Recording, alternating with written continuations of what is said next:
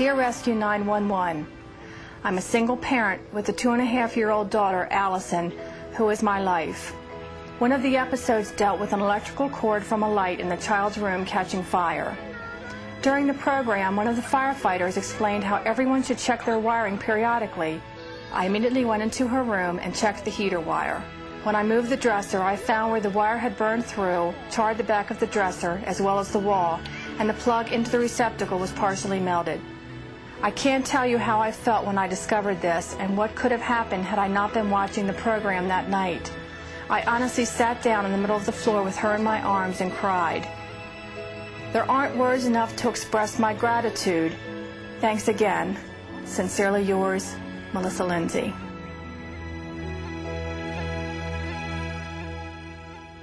For most of us, our homes seem so safe, we could never imagine them posing a serious threat to our lives. But on December 19th, 1989, while moving into a new house in St. Louis, Missouri, Glenn and Annie Murphy discovered that what appears safe can be deceiving.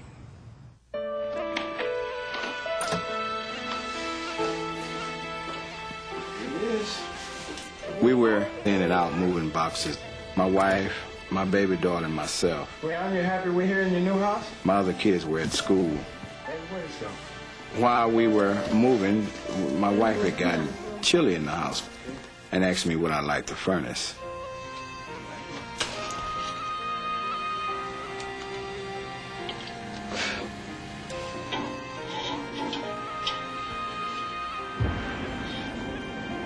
Got it. Now you got heat. The rest of the day, I was in and out, in and out. My wife and my baby daughter was standing, straightening out stuff as I brought it in. Around 4, Glenn returned to the new house after picking up their other children from school. And I blowed the horn for my wife to open the door.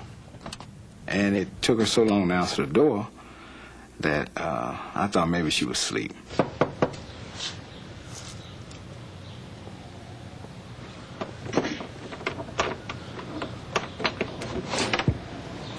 Why didn't you open the garage?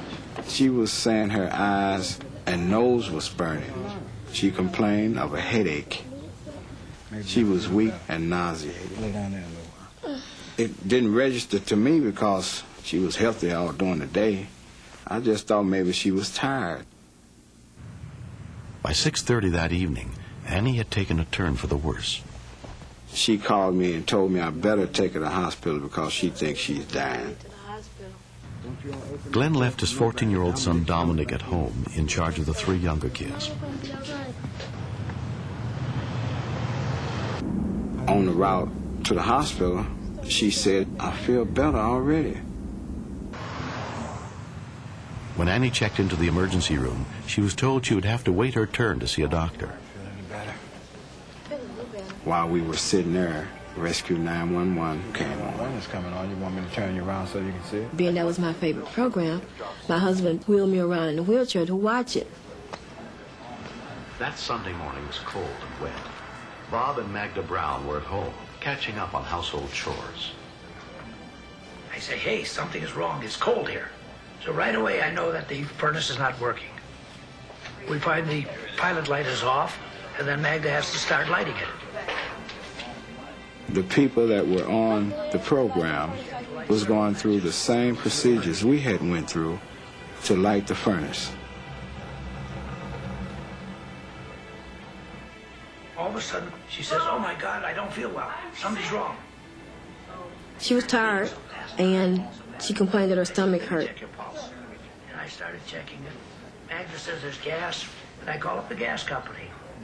I said, my wife is violently sick. She's got a headache. She's thrown up. She smells gas. Therefore, I'd appreciate somebody coming out. When I heard that lady on TV explain the symptoms she had with the pounding in her head, I turned to my husband and I said, do you think that's what happened to me? You know, probably so. They had a problem with carbon monoxide poisoning. That scared me. The kids were in the house long enough to get as much carbon monoxide or more as my wife did. I was speeding, I was praying, Lord, please let them be alive. I knew myself that my kids was dead.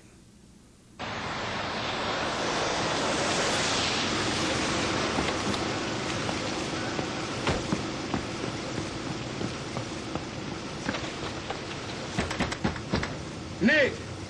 Dominic!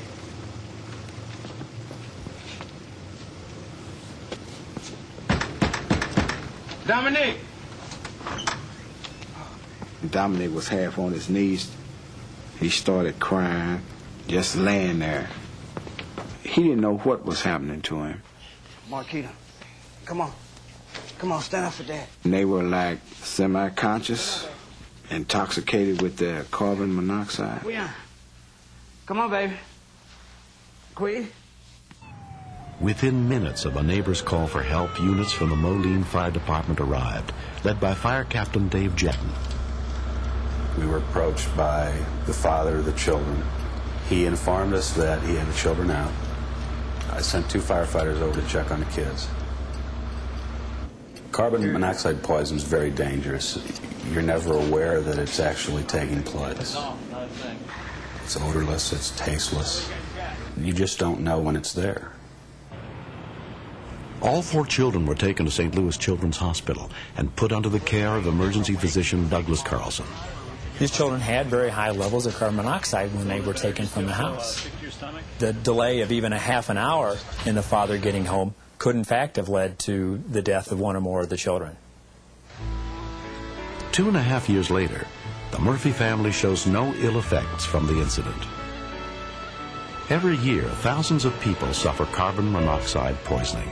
I would advise anyone that's moving in a new house to have whatever type of heating system, to have it checked by a professional. I wanted to thank the lady on TV. She explained how she felt so good, and it clicked so well with me. If we had not watched Rescue 911, we would have died.